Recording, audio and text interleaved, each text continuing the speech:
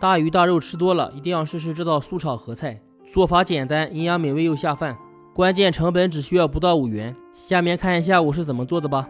先准备一把红薯粉条，加水浸泡，尽量用冷水，这样粉条吃起来更筋道一些。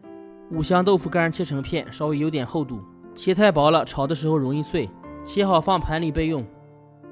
一小把韭菜提前摘洗干净，控干水分以后切成段，切好放盘里备用。准备1块钱的绿豆芽，尽量选择有细根的。根据个人口味搭配一点辣椒，不吃也可以不放，蒜末可以略多一点。空碗里打3个鸡蛋，充分的搅散备用。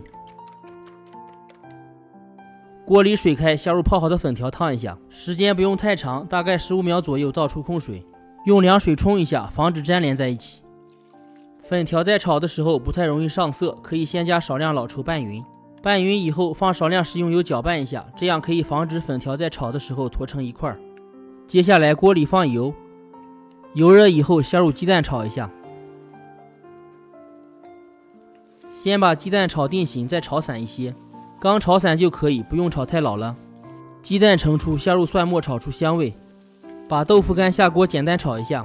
豆腐干本身是熟的，可以直接用来拌凉菜，所以不用焯水。放上一点生抽和蚝油炒一下，激发出香味。接着把豆芽下锅，开大火炒至断生。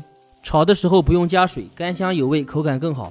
豆芽断生有一些收缩以后调味，加入盐、鸡精、少量白糖。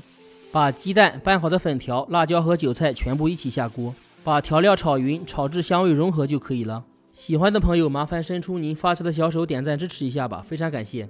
几分钟就可以出锅，鲜香美味又营养，特别的好吃下饭。每天不知道吃什么的可以去主页翻一下，我们下期见。